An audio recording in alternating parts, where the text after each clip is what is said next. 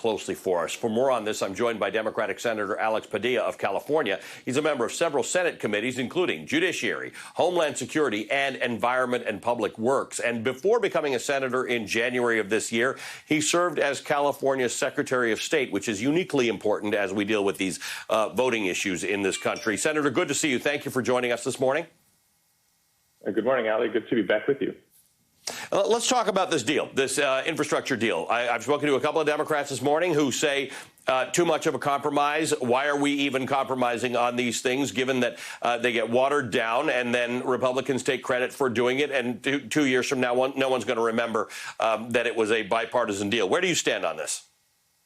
Look, all the more reason why it needs to be followed up with this reconciliation package, right? The second of the two parts that does go much bigger, does go much bolder, and is more comprehensive in its approach to investing in our nation's infrastructure. President Biden's been clear about that, so has Leader Schumer, Speaker Pelosi, and the vast majority of the American people understand why we need to invest more in infrastructure, not less. So we're going to continue to go down the two tracks. Should come as no surprise to anybody. So your view is that we can do both of these things, right? You can get this infrastructure bill that Republicans want, which is more of what we traditionally think of as infrastructure, building roads, things like that, and that the other matters that are of concern to Democrats and progressive Democrats and Americans, according to polling, can be done separately. Absolutely. And I think that was signaled a long time ago. And even the Senate parliamentarian gave the green light for using the reconciliation process. So, look, for all the people who say, why can't Congress work on a bipartisan basis, we're happy to. It's frankly Republicans that haven't really reciprocated very much, particularly this year.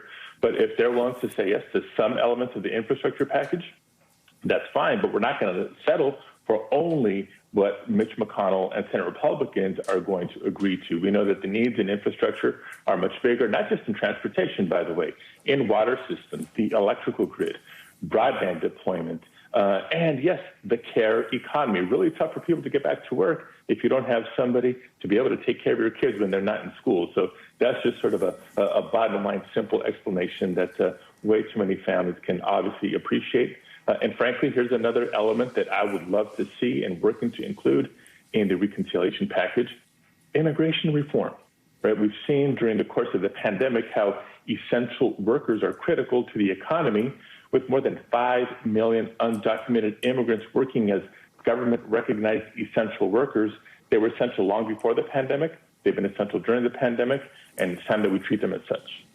But, this is the thing I've always been confused about in the United States, having not coming from the United States. I got to America and realized that immigration is this overwhelming preoccupation with the southwestern border. It's not actually immigration policy. It's southwestern border security policy, which is not unimportant at all. But what you've lost is the idea to be able to say, hey, this is America. We have a low replacement rate. We have a negative replacement rate for workers. We constantly need to be on the lookout for more workers across this country at every skill level. But we've lost sight of that. Yeah, and I think there's two different things. Number one, a recognition that millions and millions of undocumented immigrants that have been living in the United States for some time now, adults on average having been here 18 years, working, paying taxes, contributing to the economy, a very different group of people than a young family or an unaccompanied minor that might have reached the southern border last month seeking asylum. That, too, needs to be addressed. Not unimportant, but let's not conflate the two. And, to my Republican colleagues who are part of these discussions about immigration reform, look, so many of them willing to share privately how necessary immigrants are, whether it's in agriculture, whether it's in meat processing, whether it's in, the hospitality industry or others, but, can't bring themselves to say yes to a responsible, thoughtful, comprehensive package on immigration reform. So if this reconciliation package or process creates an opportunity, you better believe we're going to jump at it. Senator, I'm going to have to call you back to have a conversation on a bill that you and Senator Stabenow put forward about lead-free drinking water. It's a $45 billion plan to replace every lead service line in this country. You know, I'm in South Florida dealing with this building collapse, and I think we have to quite seriously, as Americans, take note of the fact that there's stuff that needs to be fixed in order for us to live in the future. So I invite you back, and I'd like to have a conversation about lead pipes and that sort of infrastructure across this country. Senator Alex Padilla is the senator from California.